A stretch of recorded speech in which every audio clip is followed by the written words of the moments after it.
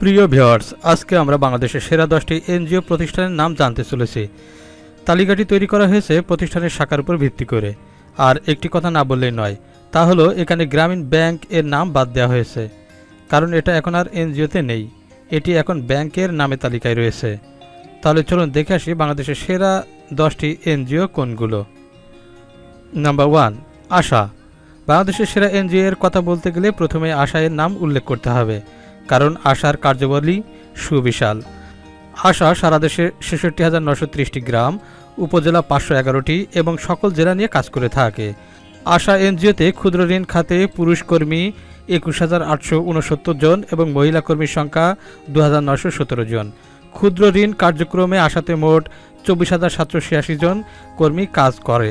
বাংলাদেশে আশার মোট শাখা ৩,০৭৩টি, তাদের সদস্য সংখ্যা ৬.৮ বিলিয়ন। ক্ষুদ্র বিতরণ করা ৩১০ বিলিয়ন এবং এখন পর্যন্ত ঋণ স্থিতি ১৭০ বিলিয়ন। আশা সম্পর্কে কথা বলতে গেলে একটি পোস্টের মাধ্যমে বলা সম্ভব নয়, তাই যে কোনো তথ্যের জন্য তাদের অফিসিয়াল ওয়েবসাইট ভিজিট করতে পারেন। নাম্বার 2, ব্র্যাক। ব্র্যাক একটি আন্তর্জাতিক দাতা সংস্থা। ব্র্যাক এর প্রতিষ্ঠাতা ফজলে হাসান আবেদ ১৯৭২ সালে একটি অলাভজনক প্রতিষ্ঠান হিসেবে ব্র্যাক এর প্রতিষ্ঠা করেন। অর্থনৈতিক উন্নয়ন, শিক্ষা, জনস্বাস্থ্য, ত্রাণ ইত্যাদি কার্যক্রম ব্র্যাক পরিচালনা করে।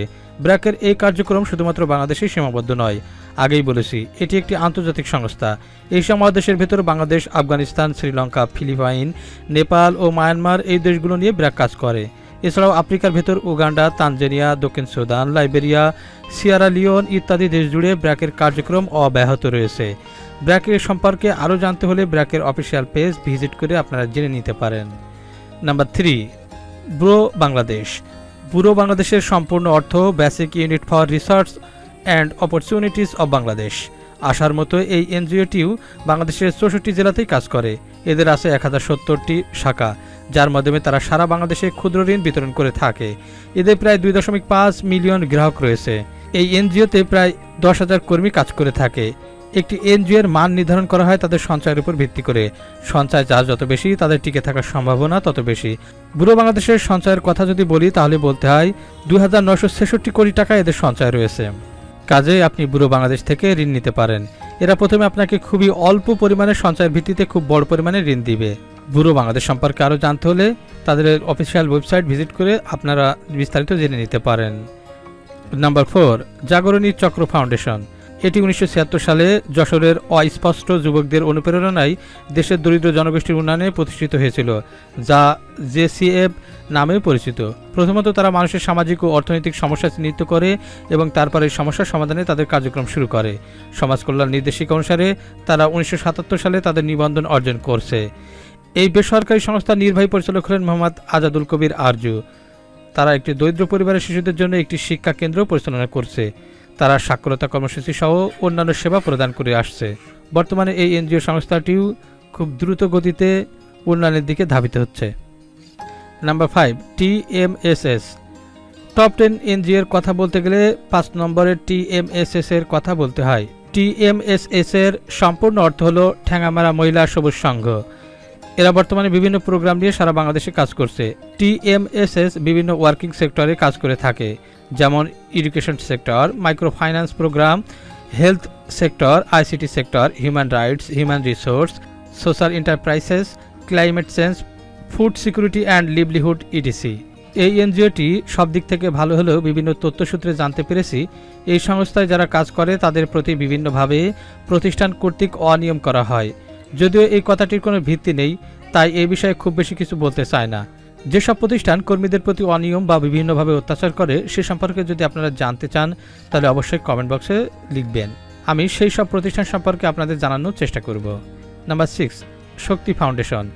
শক্তি ফাউন্ডেশন প্রথম দিকে মোটামুটি ধরনের প্রতিষ্ঠান থাকলেও বর্তমানে সেরা 10টি এনজিও এর তালিকায় প্রকাশ করা হলে এটিকে 5-6 নাম্বারে রাখা যেতে পারে। এই প্রতিষ্ঠানটি খুব দ্রুত উন্নতি লাভ করছে। Number 7, SSS, society of social service, সংক্ষেপে SSS। এই এনজিওটি 7 নম্বরে অবস্থান করছে। এরা সারা বাংলাদেশে তাদের কার্যক্রম পরিচালনা করে থাকে। 408টি শাখা রয়েছে এই সংস্থাটি। বর্তমানেও এই সংস্থাটি দ্রুত গতিতে উন্নয়ন লাভ করছে। নাম্বার 8, উদ্দীপন। উদ্দীপন এর সম্পূর্ণ অর্থ United development initiatives for programmed actions. এদের 337টি শাখা রয়েছে। এদের প্রধান কার্যালয় ঢাকায় অবস্থিত। বর্তমানেও এই এনজিও সংস্থাটি বেশ ভালো করছে। নাম্বার 9, PMK পল্লী মঙ্গল কর্মসূচি, সংক্ষেপে PMK। সংস্থাটি বাংলাদেশের সেরা 10টি এনজিওর মধ্য থেকে 9 নম্বরে অবস্থান করছে। এদের প্রধান কার্যালয় ঢাকা এবং এরা 254টি শাখা পরিচালনা করে থাকে।